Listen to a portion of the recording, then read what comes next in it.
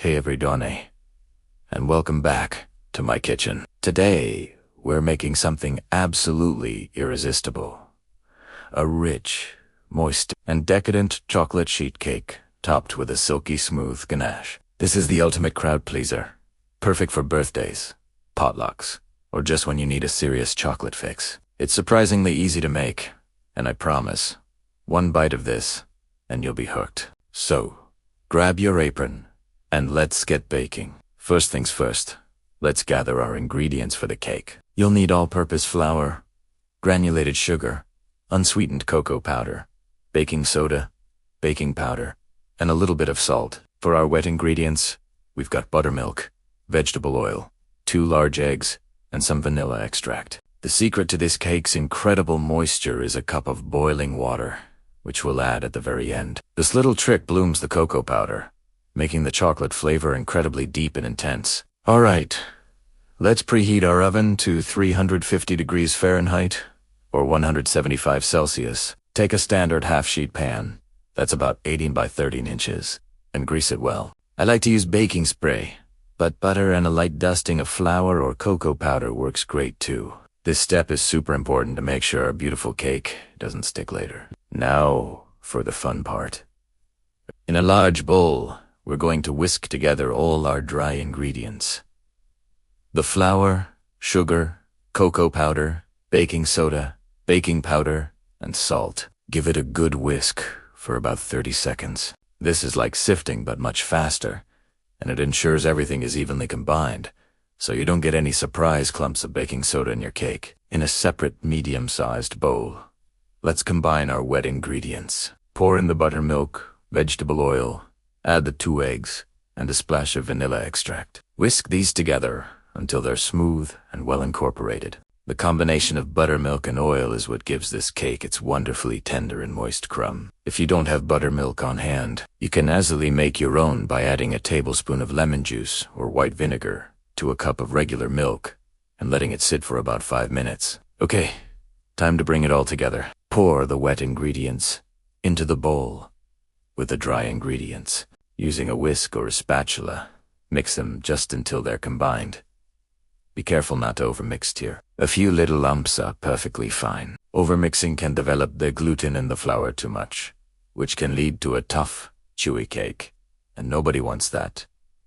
We're aiming for light and fluffy. Now for that magic ingredient I mentioned earlier. The boiling water. Carefully, and I mean carefully, pour the boiling water into the batter. The batter will be very thin, almost like a soup. Don't panic.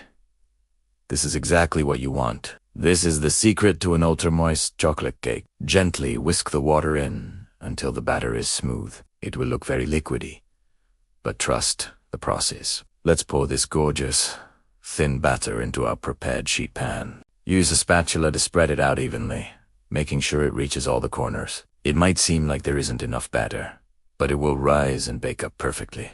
I promise. Now, pop it into your preheated oven. We're going to bake it for about 20 to 25 minutes. The best way to check for doneness is with a toothpick. Insert it into the center of the cake, and if it comes out clean, or with a few moist crumbs attached, it's ready. While the cake is baking, let's make our glorious chocolate ganache.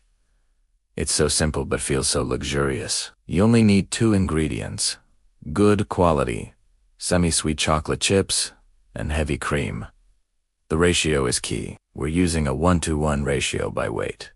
So for every 1 cup of chocolate chips, you'll use 1 cup of heavy cream. This will give us a perfect pouring consistency that sets up beautifully on the cake. To make the ganache, place your chocolate chips in a heat-proof bowl. In a small saucepan, heat the heavy cream over medium heat. You want to bring it to a gentle simmer, just until you see small bubbles forming around the edges. You don't want to boil it, as that can cause the chocolate to seize. Once the cream is hot, pour it directly over the chocolate chips. Let it sit for about 5 minutes without stirring. This gives the hot cream time to melt the chocolate chips completely. Don't touch it.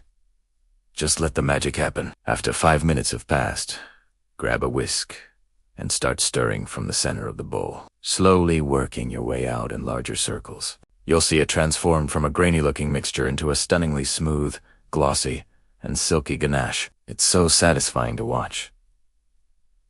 Okay, our cake should be just about done. Let's take it out of the oven.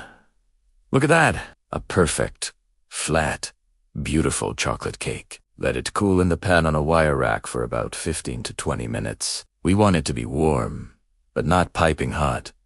When we pour the ganache over it, this allows the ganache to soak into the very top layer of the cake, creating an extra fudgy texture that is just divine. All right, our cake is warm and our ganache is ready. It's time to unite them. Slowly pour the ganache all over the top of the warm cake. Use an offset spatula or the back of a spoon to gently spread it out into an even layer, all the way to the edges. The warmth of the cake helps the ganache spread like a dream. You can add some sprinkles, extra chocolate shavings, or flaky sea salt on top right now if you want to get fancy. Now comes the hardest part of the entire recipe. Waiting. You need to let the cake cool completely so the ganache can set. This will take a couple of hours at room temperature, or you can speed it up by placing it in the fridge for about an hour. Once the ganache is firm to the touch, it's ready to be sliced and served. And there you have it, a perfect, homemade chocolate sheet cake with a rich ganache topping. It's so moist, so chocolatey, and that ganache is just pure heaven. This cake is amazing on its own, but it is also incredible served with a scoop of vanilla ice cream or a dollop of whipped cream. Thank you so much for baking with me today. I hope you give this recipe a try. If you do, let me know how it turns out in the comments below. Don't forget to like and subscribe for more delicious recipes. Happy baking.